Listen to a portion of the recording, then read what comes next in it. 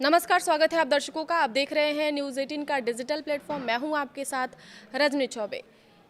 चर्चित भरत तिवारी एनकाउंटर मामले में एक बड़ा खुलासा हुआ है।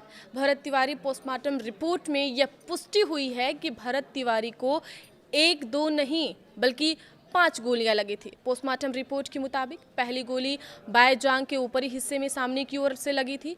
दूसरी गोली भी बाएं जांघ के मध्यम भाग में भीतर की तरफ लगी पाई गई है। वहीं तीसरी गोली दाहिनी जांघ के बीच वाले हिस्से में भीतर लगी थी। मालूम होता है कि भरत के परिवार ने भी 5 गोली मारे जाने का दावा किया था और समाचार एजेंसी आईएनएस के मुताबिक देखा जाए तो पोस्टमार्टम रिपोर्ट में यह भी बताया गया है कि चौथी गोली दाहिनी जांघ में बाहरी हिस्से से अंदर की ओर थी।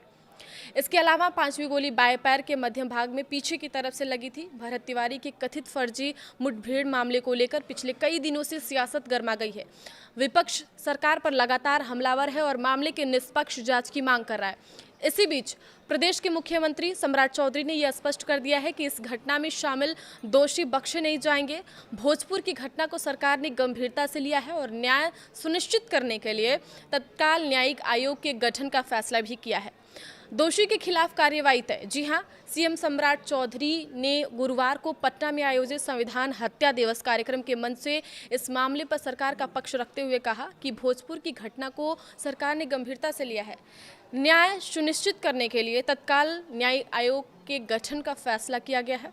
उन्होंने ये साफ किया है कि यदि कोई दोषी पाया जाता है तो उसके खिलाफ कार्यवाही तक तय है। एक्शन मोड में सम्राट सरकार कार्यक्रम को संबोधित करते हुए सम्राट चौधरी ने कहा था कि जब भी कोई गंभीर समस्या सामने आती है तो सरकार तत्परता से उस पर संज्ञान लेता है। हाल ही में भोजपुर में हुई घटना पर त्वरित कार्रवाई करते हुए बिहार सरकार ने एक उच्च स्तरीय न्यायिक आयोग का गठन किया है। सरकार का उद्देश्य न्याय सुनिश्चित करना है और जो भी दोषी पाया जाएगा उस पर सख्त कार्रवाई की जाएगी।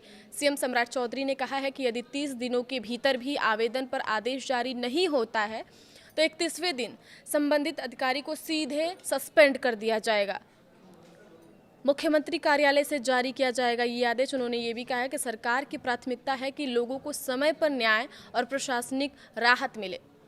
17 जून को हुआ था भरत तिवारी का एनकाउंटर। भरत तिवारी भोजपुर के बिलौटी गांव के रहने वाले थे। दावा है कि वह सोशल मीडिया पर नदी कटाव, भ्रष्टाचार और स्थानीय मुद्दों पर आवाज उठा रहे थे। 17 जून 2026 को पुलिस एनकाउंटर में मौत हो गई।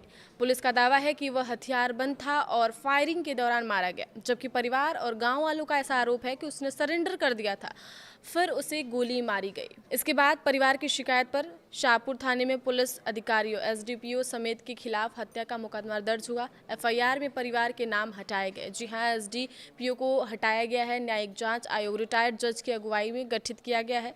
सीएम सम्राट चौधरी ने जांच का आश्वासन दिया है और महापंचायत भी हुई है। तो भरत तिवारी के पोस्टमार्टम में ये बड़ा खुलासा हुआ है। आगे की खबरों के लिए आप बने रहिए न्यूज़ 18 के साथ। धन्यवाद।